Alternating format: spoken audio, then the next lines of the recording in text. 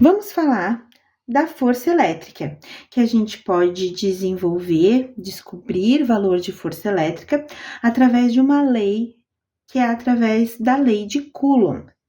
A lei de Coulomb, então, ela é responsável por determinar a força elétrica em cargas pontuais. Lembre-se, cargas pontuais. Então, quando a gente estiver falando de corpos extensos, coisas maiores, não é a lei de Coulomb que a gente usa para calcular a força elétrica em casos assim. Mas, por enquanto, falaremos de carguinhas pontuais. Bom, a lei de Coulomb, ela é uma lei que foi obtida experimentalmente. E vamos falar um pouquinho desse experimento que o Coulomb fez, entendendo também o que seria essa força elétrica.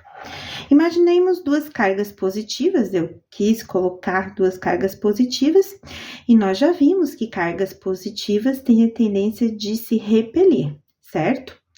Bom, se eu colocar elas a uma distância, né, o suficiente para que essa repulsão ocorra, você vai ter a força que a carga 1 vai fazer sobre a carga 2, que é uma força de repulsão, e você vai ter a força que a carga 2 fará sobre a carga 1, que também é uma força de repulsão.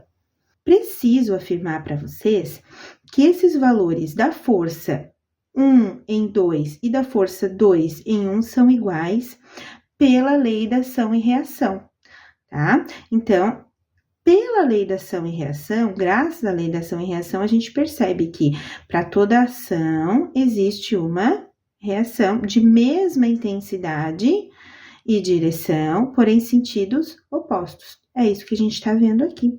Então, a gente não irá mais falar de força que o corpo 1 exerce sobre o corpo 2, ou força que o corpo 2 exerce sobre o corpo 1. Falaremos só justamente da força elétrica que está ocorrendo entre eles. Bem, Coulomb percebeu que se a gente duplicasse, por exemplo, o valor da carga aqui e duplicasse o valor da carga aqui, a força elétrica quadruplicaria, ou seja, 2 vezes 2, 4. Se eu triplicasse aqui e duplicasse aqui, 3 vezes 2, 6. A força elétrica seria 6 vezes maior. Então, ele percebeu, primeiro, que a força elétrica ela é proporcional ao produto das cargas. Outra coisa que ele percebeu, que quanto mais pertinho a gente colocasse essas duas cargas aqui, maior seria essa força. Só que esse aumento da força, ele não era proporcional só à redução da distância, e sim à redução da distância ao quadrado. Ou seja, se eu diminuísse pela metade, a força não dobraria, mas sim quadruplicaria. Então, a força elétrica, ela é proporcional ao inverso da distância ao quadrado. E isso fez com que ele formulasse a lei de Coulomb, que diz que o produto das cargas dividido pela distância ao quadrado, né, ainda tem uma constante eletrostática aqui do meio, né, que ela vale 9 vezes 10 na 9, certo? Este valor é uma constante, é fixo, vocês não precisam se preocupar em decorar, porque os exercícios trazem. Esta daqui é a unidade da constante. Bem, bonita não é, né? Mas não se preocupem, porque isso aqui não vai aparecer na hora do cálculo, a gente usa só o valor de 9 vezes 10 na 9, tá? Então, tá aqui a fórmula maiorzinha, você tem a constante multiplicando o módulo. Módulo por quê? Porque você pode ter carga positiva ou negativa, só que a gente usa só o valor, o módulo das cargas, e é dividido pela distância entre as cargas ao quadrado.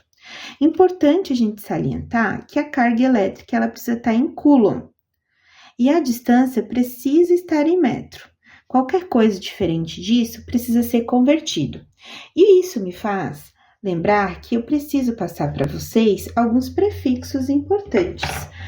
O mili, o micro, o nano e o pico. São prefixos que podem aparecer aqui principalmente junto com carga, tá?